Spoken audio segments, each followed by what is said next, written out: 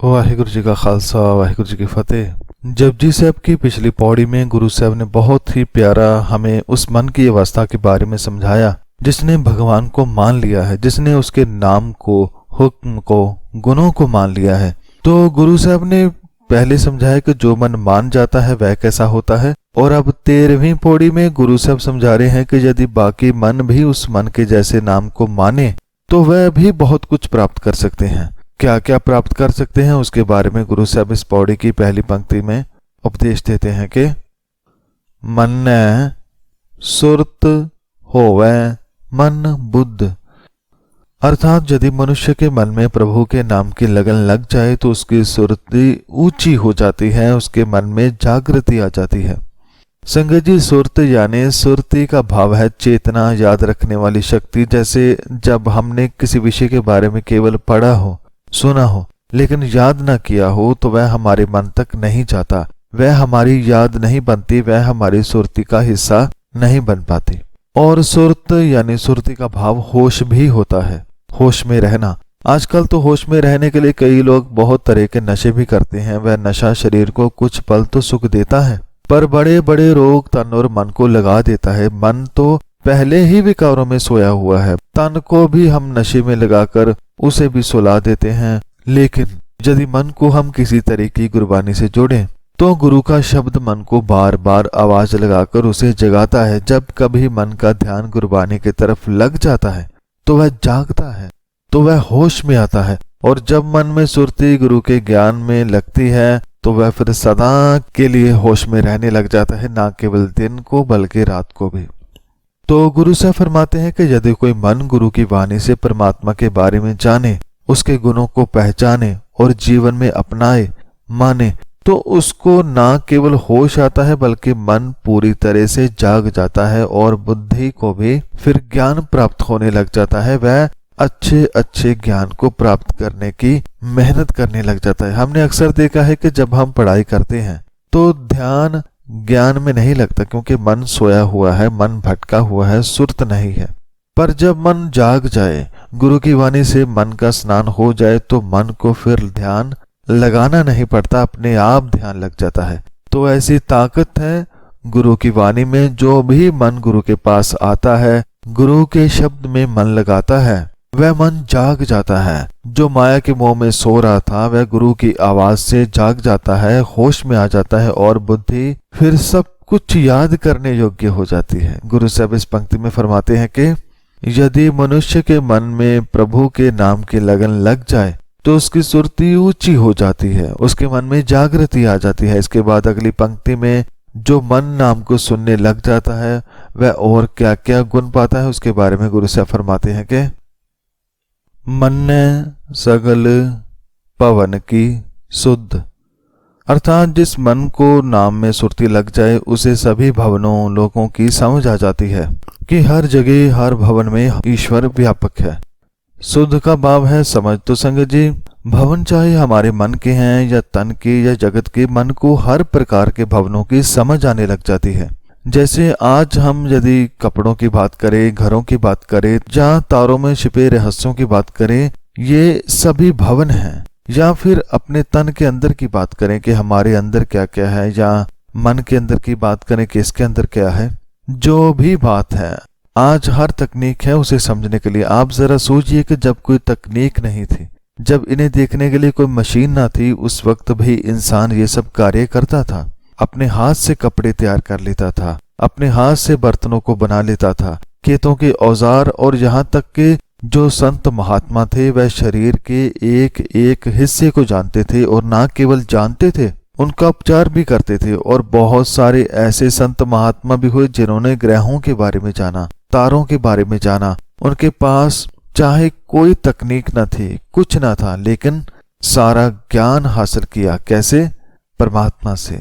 उनके मन में उसका नाम था, उसकी याद थी, उसके गुण थे। जब वह मन में हो तो हर तरह की समझ, हर भवन की समझ मन को आ जाती है। तो संगत जी, वह तो हर पल हमें कुछ ना कुछ सिखाता ही रहता है, अपने संदेश हम तक पहुंचाता ही रहता है, लेकिन हम ऊपर ऊपर से इतने व्यस्त हैं कि उसकी बात को कभी सुन ही नहीं पाते। लेकिन जिससे सुनना आ जाए वह समझ जाता है कि मुझे करना क्या है, और जो सुनकर मान ले वह फिर जगत में क्रांति भी ले आता है। तो गुरु साहब इस पंक्ति में फरमा रहे हैं कि यदि मन नाम को मानने वाला हो जाए, उसे सभी भवनों लोकों की समझ आ जाती है, और वह ये भी समझ जाता है कि हर एक लोक में हर जगह वह ईश्वर है, वह भगवान है, वह अकाल पुरख है, वह सभी का जो दाता है, सबका रखवाला है, वह हर भवन में है। तो इसके अलावा और क्या कुछ मन को नाम से प्राप्त होता है, उसके बारे में गुरु साहब फरमाते हैं कि मन्ने मोह चोटा ना खाए। अर्थात यदि मन में परमात्मा की लगन लग जाए, मन नाम को सुनने लग जाए, तो वह मन संसार के विकारों की चोटें मुंह पे नहीं खाता। मुंह पर चोटें खाने का क्या भाव है? इसका एक भाव यह है कि जिसके मन में नाम बस जाए, उसे फिर किसी भी तरह की शर्मिंदगी नहीं उठानी पड़ती। इसके अलावा संगत जी, यदि हम चेहरे की बात करें तो हमारा चेहरा बहुत कुछ कहता है। जैसे सुंदरता की बात करें तो आजकल कितना श्रृंगार किया जाता है, लेकिन यदि उस श्रृंगार से लदे चेहरे पर गुस्सा हो, निंदा हो, ईर्ष्या हो, अहंकार हो, तो वह चेहरा चाहे कितना भी सुंदर हो, सुंदर नहीं लगता। भाव चेहरे पर इन विकारों का आना मुंह पर चोट है, गुस्सा आ जाना चोट है, झूठ बोलना चोट है, गंदे शब्द बोलना, ये ऐसी बहुत सारी चोटें हैं जो मुंह को खानी पड़ती हैं। संगत जी, कुछ लोग चेहरे से सुंदरता का अंदाजा लगाते हैं, पर वही चेहरे फिर कुछ सालों बाद सुंदर क्यों नहीं लगते? वही शरीर है, वही चेहरा है, वही श्रृंगार है, फिर इंसान के विचार क्यों बदल जाते हैं? क्योंकि या तो देखने वाले का मन अवगुणों से भरा है, या फिर उस सुंदर चेहरे में वह गुण नहीं है जो उसे सुंदर बना सके। सुंदर चेहरे के साथ कुछ साल जिया जा सकता है, लेकिन सुंदर विचारों के साथ, सुंदर गुणों के साथ सारी उम्र जिया जा सकता है, फिर चाहे चेहरा कितना भी बूढ़ा क्यों ना हो जाए। और संगत जी, जैसे मुंह पर चोट लगने से मुंह खराब हो जाता है, ऐसे ही जब मन पर विकारों की चोट लगती है तो मन भी खराब होता है, मन बिगड़ता है। इससे हमारे तन और मन दोनों बदसूरत हो जाते हैं। लेकिन यही मन जब नाम से जुड़ता है तो उसे कभी मुंह की नहीं खानी पड़ती, उसे कभी कोई विकारों की चोट नहीं लगती। तो संगत जी, जिसका मन निरंकार के प्रेम में है, जिसका मन ईश्वर के हुक्म में है, उसके चेहरे पर हमेशा बच्चों जैसी मासूमियत रहती है। जिस चेहरे में मासूमियत है, संतोष है, दया है, प्रेम है, मिठास है, मुस्कान है, वह चेहरा ही सुंदर चेहरा है। ये गुणों का श्रृंगार हर एक मन को करके रखना चाहिए। तो गुरु साहब इस पंक्ति में फरमाते हैं कि जिस मन में परमात्मा की लगन लग जाए, मन नाम मानने लग जाए, तो वह मन संसार के विकारों की चोटें मुंह पे नहीं खाता, वह विकारों से बच जाता है, वह अपना जीवन सुधार लेता है। इसके अलावा और कौन सा गुण है जो नाम को मानने वाला प्राप्त कर सकता है? इसके बारे में गुरु साहब फरमाते हैं कि मन्ने जम कै साथ ना जाए। अर्थात यदि मनुष्य के मन में प्रभु के नाम की लगन लग जाए तो वह मन यमों के साथ नहीं जाता, भाव विकार उसे नहीं पकड़ पाते। संगत जी, हम सभी यमों के शिकार हैं, इसलिए जीवन में परेशान हैं। पर जो नाम से जुड़ता है उसे कोई यम, कोई विकार ना डरा सकता है, ना उसे मार सकता है। संगत जी, जो मन परमात्मा से जुड़ जाए, जो मन गुरबानी द्वारा प्रभु नाम को मन में बसाए, तो वह यमों के साथ नहीं जाता, भाव वह फिर विकारों से मुक्त हो जाता है। ये विकार, अवगुण, माया आदि जो मन को तंग परेशान करते हैं, पल पल बुराई करवाते हैं, हमें पल पल मारते हैं, ये पल पल का मरना तब थम जाता है जब मन रब से जुड़ जाता है। तो गुरु साहब फरमाते हैं कि यदि मनुष्य के मन में प्रभु के नाम की लगन लग जाए तो वह मन यमों के साथ नहीं जाता, भाव विकार उसे पकड़ नहीं पाते, क्योंकि जिसे भगवान का साथ मिल जाए उसे कोई यम, कोई विकार क्या कह सकता है। इसलिए हमेशा नाम से जुड़े, परमात्मा से जुड़े, प्रभु के ज्ञान से जुड़े। तो नाम में कैसी ताकत है, इसके बारे में गुरु साहब फरमाते हैं कि ऐसा नाम निरंजन होए। अर्थात अकाल पुरख के गुण, उसका हुक्म ही सबसे ऊंचा है, महान है, वह खुद निरंजन है, भाव माया के प्रभाव से परे है। और जो मन अकाल पुरख से जुड़ता है वह भी ऊंचा, महान और माया से मुक्त हो जाता है। संगत जी, गुरबानी में नाम के बहुत सारे अर्थ आते हैं। नाम का एक भाव है केवल नाम, परमात्मा का नाम। जैसे गुरबानी में कई जगह अकाल पुरख आया है, कहीं ठाकुर, कहीं गुसाई, कहीं अल्लाह, कहीं राम, कहीं हरि, कहीं करतार, ऐसे बहुत सारे नाम आए हैं, लेकिन कहीं कोई नाम नहीं आया, वहां केवल नाम लिख दिया। तो नाम का अर्थ भी ईश्वर है, भगवान, करतार ऐसे है।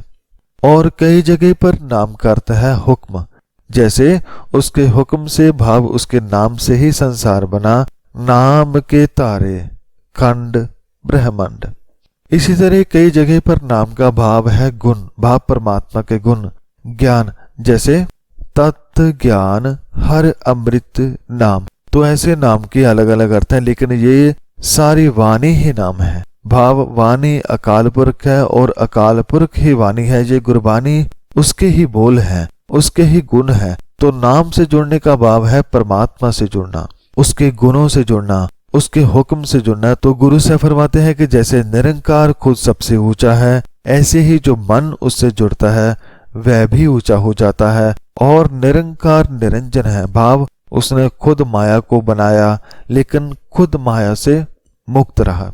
ऐसे ही जो मन रब से जुड़ता है वह भी माया से, विकारों से मुक्त हो जाता है, वह भी ऊंचा और निरंजन बन जाता है। तो अंत में गुरु साहब फरमाते हैं कि जे को मन जाने मन कोय, अर्थात अकाल पुरख का नाम माया के प्रभाव से परे है, ऊंचा है। पर यह बात तभी समझ में आती है जब कोई मनुष्य अपने मन में रब के नाम की लगन पैदा कर ले।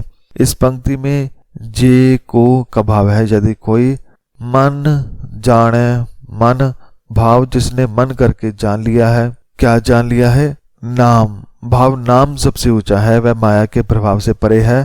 कोई का भाव है कोई विरला, कोई ही मन ऊपर बताई बात को समझ पाता है कि ये नाम कितना महान है, ऊंचा है, निरंजन है, जिससे यदि मन जोड़ा जाए तो मन होश में आ जाता है, मन बुद्धि काम करने लगती है, मन को सभी भवनों की समझ आने लग जाती है, मन को फिर कभी जीवन में मुंह की नहीं खानी पड़ती और मन विकारों से मुक्त हो जाता है। जो मन नाम को समझकर मान लेता है, जान लेता है। भाव जो गुरबाणी द्वारा परमात्मा के ज्ञान को पा लेता है, उसे समझ लेता है, उसे मान लेता है, उसका जीवन ही बदल जाता है।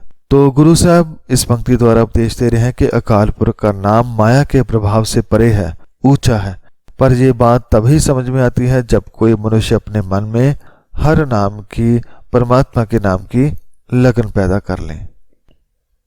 तो संगत जी, ये थी 13वीं पौड़ी की विचार, जिसमें गुरु साहब ने बड़े ही प्रेम से, बड़े ही सहज से हमें समझाया कि हमारे मन में यदि उसकी याद नहीं है, यदि हमारा मन बेहोश है, सोया हुआ है, यदि मन को रोज रोज विकारों के कारण अपने मन में शर्मिंदा होना पड़ता है, यदि मन को ना अपनी खबर है ना तन की, तो मन को नाम से जोड़ो, भाव गुरु की वाणी से जोड़ो। जैसे जैसे गुरबानी को मन सुनेगा, मन के सभी विकार, सभी अवगुण दूर होंगे और वह मन फिर जाग जाएगा।